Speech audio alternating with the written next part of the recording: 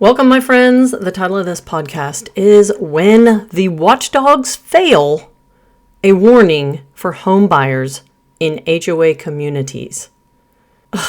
Welcome back. And today I want to share a story, not to shock you, but to wake you up. Because if you've ever thought about buying a home in a homeowner association, or you're already in one, this is something you need to hear. We all think of HOAs as the watchdogs of our neighborhoods. They're supposed to keep things clean, safe, consistent, protect property values, enforce the rules, and make sure your neighbor doesn't let their house fall apart while yours is pristine. But what happens when those watchdogs fall asleep? Recently, I helped an investor purchase a townhome in what looked like a nice little community. The kind of place that on the surface seems well kept and well run. The association had rules about their exterior paint colors, porch repairs, and overall uniformity, which is consistent with most HOAs, the usual stuff. From the outside, everything looked fine. But when the property was purchased, we finally walked through for the first time, because that's just the way it was purchased. It was an as-is, similar to a lot of what and how it's done with us. And what we saw inside, I'll never forget. 2 large dogs, allegedly had been locked in a room for months. The floors, the walls, everything, covered in feces and urine. The smell hit you before you even reached the door. And I'm talking about the front door. And yes, a blaring boombox, which at the time of walkthrough was turned off, had been left in the room where the dogs were. Allegedly to drown out the sound of their constant barking, because of course they wanted to get out. Imagine that, month after month. Upstairs, the bathroom sink, the toilet, and even the bathtub were full, literally full, of human feces. The plumbing had backed up because over 1,000 wipes had been flushed into the pipes and clogged everything from the bathroom down to the crawl space and out to the street.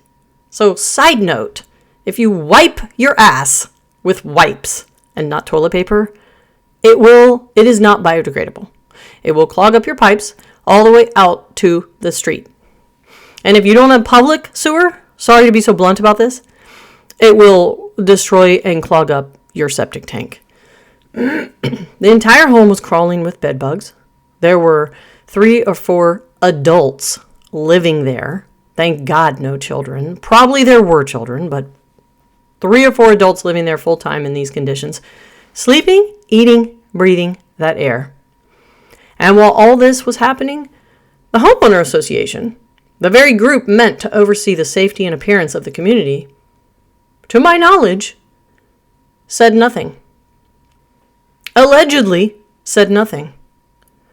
I have requested violation reports for the last 5 years to see for myself, did they in fact not send violations? Did they not knock their door down to fix these things that they saw?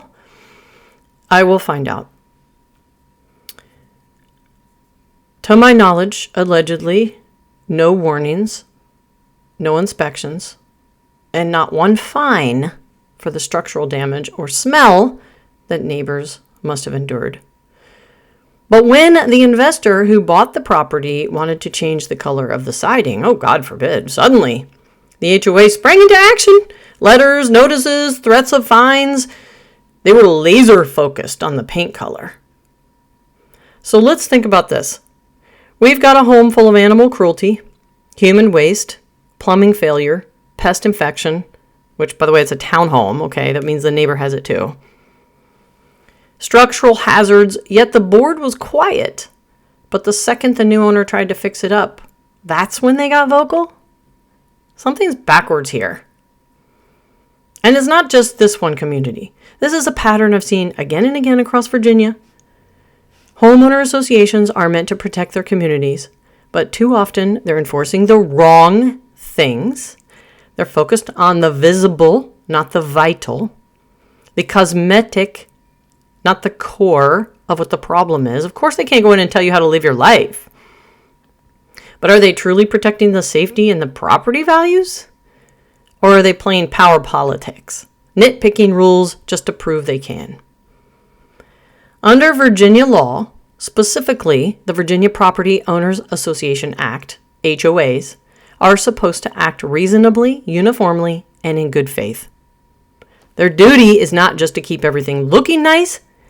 They're meant to safeguard the health, welfare, and overall value of the neighborhood. That is why they exist. Boards are expected to enforce maintenance standards, as much as we don't like it, keep detailed records, and operate transparently, because homeowners have the right to know how their communities are managed, and it is public knowledge. You can ask for any of this at any time as a homeowner. But when an association ignores a clear health hazard and then turns around to obsess over paint shades or mailbox color, that's not just poor judgment, that's negligence. And it undermines everything they're supposed to stand for. So to every HOA board out there, if you're enforcing rules about shutters and fences, but ignoring homes full of sewage and suffering animals, you're failing your members. You're supposed to be stewards of the community, not cosmetic inspectors. And to every homeowner or future buyer listening, here's your takeaway. Don't assume an HOA means protection. Ask questions. Request the meeting minutes. Review their enforcement history. Find out how they prioritize health and safety. Ask them, not just appearances. Because the truth is, not all HOAs are equal. Some uphold their duties with integrity, and others, they wield their authority like a hammer looking for a nail, picking and choosing who and what they're going to enforce. If the people entrusted to watch over the neighborhood ignore what really matters, the health, safety, and dignity of the community, then there's not much protecting you. They're protecting themselves, let's be real. So before you buy, before you sign, before you move into that well-run neighborhood, make sure the watchdogs are actually awake.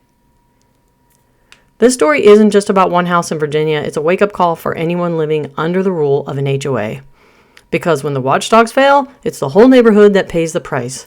I'm Cheryl Spangler, and you could call this the truth room.